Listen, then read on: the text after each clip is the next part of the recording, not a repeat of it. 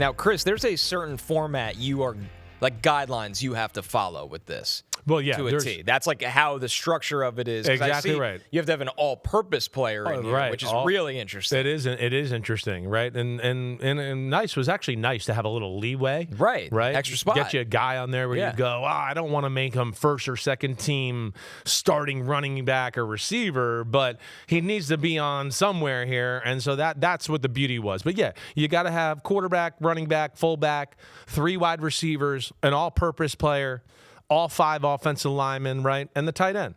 So that's your offense, and here's my offense right there. Everybody, you could check it out. All right. The toughest one, of course, there was a few tough ones here, but the quarterback was a tough one. There's no question about that. Matthew Stafford, Drake Maye, what to do there? Sure. I leaned Matthew Stafford, as you can see. Matthew Stafford, I think the game breaker to me was, of course, yes, I know he threw for 15 touchdown passes more. I also know, I'm sick of everybody telling me he threw for 1-yard passes. Go back and watch those 1-yard passes and tell me how many of those quarterbacks in football can do it, right? This way, no looks, this way, dropping a ball perfect. They do it down there because they go, wait, running the ball up the middle and scoring a touchdown is not that easy in the NFL, and we have a quarterback that's pretty special that way. Right? He also leads the league in deep touchdown passes too, so nobody likes to throw that out there either. Then they put more of the game on Matthew Stafford. That, to me, was really the difference, okay? The game is on Matthew Stafford. I know he's got talent around him, and I get that. But also, Drake Maye's got talent too. But at the same time, they weren't putting the game on it. How many times did we come in here and go, they were 18 for 24, and he threw for 240 and 2 touchdowns and all of that? That's not how the Rams play. The Rams play through Matthew Stafford. There's a difference there. The Rams threw the ball more. Drake Maye took twice as many sacks, on top of that. So with that, and then I think you couple that with, the Patriots had the easiest schedule I can ever remember for anybody. And then you just were talking about the Rams played in the NFC West. Who the hell wants to deal with that division? And then they played the AFC South, which is the AFC South. Okay, so so those were the little tiebreakers for me. Very tough. Drake Maye, I understand if somebody has him first team, but Matthew Stafford was my guy here this year. For those listening, Bijan Robinson at running back. Yeah. Reggie Gilliam at fullback. Uh-huh. That's like the true grinder I spot. want real fullbacks. And everybody, we know Kyle Juszczyk is always in the conversation. Right. Kyle Juszczyk is kind of a utility fullback. He's maybe not quite the blocker he once was, but he definitely adds schematical value, especially to a guy like Shanahan and what he does there. But yeah, when I watch Reggie Gilliam, I go, this is what we want to talk about: fullback, moving people, opening holes for James Cook. Yes, right there, he's the man. And again, I'm not all about stats all the time. I just go with Bijan Robinson was the best running back I saw play football this year. I don't give a damn that James Cook beat him in rushing and everything there. Bijan Robinson, if he was on the 49ers with Shanahan, okay, what? He would have ran for just as many yards, and he would have caught just as many yards. Way more yards, right? So, yeah, Bijan Robinson's special right now, and I think he takes the title for the best running back in the game as of right now. Don't think anyone will be surprised by the first 2 wide receivers, Jackson Smith-Njigba and Puka Nacua. Those were easy ones, yes, right, they Chris? were. But George Pickens, that's probably the spot that opens up a little debate. That definitely does. Because then you get into, Jamar Chase is still awesome. Amon-Ra St. Brown is awesome. And then the guy in full transparency, I don't know the guy I thought about putting there, really, it didn't become between Jamar Chase or Amon-Ra St. Brown.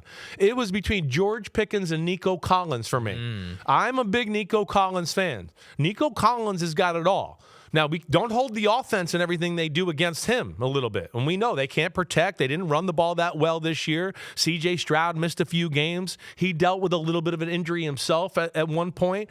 But size, speed combination, physicality, big playability, or just boring 6- and 7-yard catches, Nico Collins has it all. But, man, I went through a period of the year here where we went, I think for about 5 or 6 weeks, where we went, George Pickens is the best receiver in the sport. So I do gauge that a little bit, and that's where I gave him the edge. I love the all-purpose player spot. As we said in the beginning, you had Christian McCaffrey there. Yes. And Christian McCaffrey, it was interesting, Chris, because we talked about when we were doing this show, the first couple of weeks of this, maybe first half of this, it's like they don't run the ball efficiently as much anymore. Right.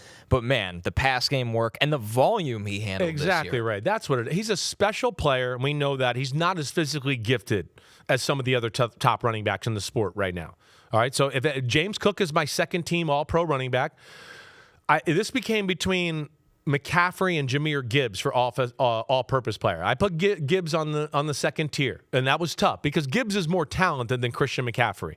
All right, but I think what you said, what they put on McCaffrey on a week-to-week basis, because they had no number one receiver, they had no George Kittle for a little while, they had to make him there's the pressure of that, the mental gymnastics of running routes the right way. And I know Shanahan's giving them 2- and 3-way goes that you got to read it on the fly. That's special. All right, so I gave him the advantage there, but also within that, where I had like, some people I talk to, you don't want to put McCaffrey as first or second team All-Pro running back. I go, hey, he's really awesome. Don't get me wrong, but I also sit there and go, Shanahan delivers a lot of that for him too. Right? I mean, the fact that he can come up with these plays and use him that way, and in a way, and still make him successful where his physical skills are declining. And as you saw the other night, I mean, he broke a big run, right? Or that was two weekends ago against Chicago. And, I mean, he didn't have a run over 20 yards for the whole year until he played Chicago in Week 17. So, yeah, I went with him. It was a special year. Almost got that 1,000, but I did not think he was first or second team All-Pro running back. DeLexicano said Achane could have been all-purpose player, He could have been, too. That's no doubt. He was on the short list of guys I was looking at. Achane, no question, special football player. And a guy that was on the, I didn't just list it as all-purpose. I just kind of went all my running backs, all my receivers. Yeah. Then I went, who kind of fits in there? But Achane definitely in the running there. Don't think there's any surprise with tight end after the season Trey McBride had. No, definitely not. Was that one of like the bingo space slam dunk, right? That was one where I was like, I don't even got to like look at film and break this down really as far as who I think there. So my favorite one, ironically, to look at all of these is offensive line, because you are guaranteed to be surprised because it is the category that takes the most film watching. I think of any of there's not stats, right? As we often say, we don't really buy into pressures allowed all the time on the show. Garrett Bowles at left tackle. Yeah. I mean, Bowles is a staple in pass protection. I mean, he's a staple. I mean, he's one of the best pass protectors in the sport. And I think Bowles is better in the run game than he gets credit for. Okay, so I look at that and go, yeah, they don't ever have to worry about him. He's got great feet. He's got length. He's got a little attitude towards him. So with all of that stuff there, yeah, that's why I went, probably got some guys here on my offensive line that not everybody's going to have completely across the board. I know that, and I'm good for that like that. Joe Thuney at left guard, one of the massive additions to change that Bears culture. Joe Thuney, I think, had one of his best years of his career. Which is really amazing. Because he's always been awesome at pass protecting, but his run blocking this year went to another level. And I think a little bit of that is because he's on a team that actually focuses on the run instead of Kansas City, where they only ran like 2 or 3 run plays, and you felt like they only ran just to keep you honest so Patrick Mahomes could throw the football and do what he wanted there. So that was the big thing there for me. But yes, we're going back and watching that and watching him move people in the run game.